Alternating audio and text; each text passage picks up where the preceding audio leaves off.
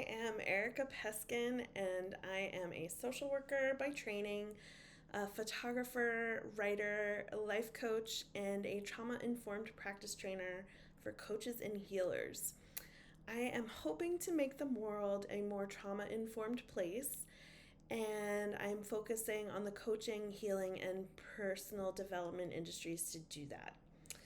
So, fellow coaches, healers, and practitioners, have you ever been working with a client and they seem kind of distracted, or they're not really focusing on you? They might be really procrastinating and like not really committing to, or appear to not be committing to the work that you're doing, even though they've told you again and again and again and again that it's important to them.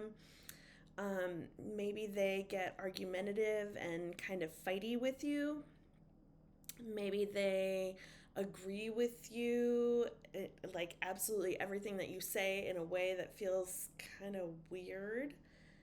Or maybe they end the session early and maybe they vanish from working with you entirely. Or maybe something else. Well, your client might have been in a fight, flight, freeze, or fawn response. And if you are unfamiliar with these terms, these are responses that humans and other creatures have to stressful events.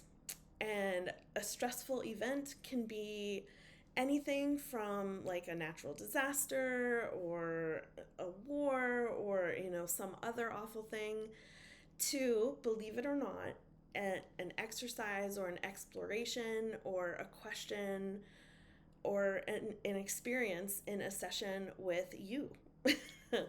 And that might sound weird, but I promise you that it's true.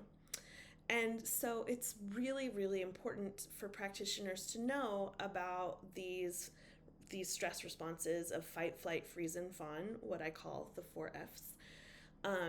Yes, I made that up. I did not make that up. But regardless, it's really important for practitioners to know about these responses and what to do when our clients experience them, because they might experience it when we're working together. So whether it's in a session or over a longer period of time, figuring out whether our clients are in one of the 4 Fs is crucial so we can work with them in supportive and effective ways. And what can happen if the practitioner isn't familiar with these responses? Maybe the practitioner gets a little bit defensive. And like, no shade, it's easy to do when someone is either coming at them or like checked out and not really focused or present, right? Another thing that can happen is that a practitioner might ignore what's happening and just keep plowing forward, pretending that the client isn't checked out or, checking their phone or whatever. The practitioner could call out the client in a way that like feels like it would be helpful. Like, hey, you're supposed to be here. You're paying me. Like, what's going on? But that's actually not great for a number of reasons. The practitioner could label the client as resistant or not a good fit, which could really impact every interaction that they have from that point on. What else? The practitioner could kind of just address the procrastination or like lack of commitment without seeing that there's something else at play. So I want to be super clear that none of these things make the practitioner an evil or bad person. It doesn't even mean that they're a bad practitioner. It just means that there's stuff to learn so that as practitioners, we don't cause damage, to our clients, to the relationship, and so on. When you can recognize these responses, some really powerful and great things happen. So first of all, instead of labeling or seeing our clients as resistant or uncoachable, you know what to do so your client can, shift from those responses and get the support that they need. You get to do the work that you love with the confidence that you're actually making your clients' lives better and that you're helping them rather than potentially causing harm. You can notice possible trauma responses showing up during session or over the longer arc of your work with your clients and bring them back to neutral.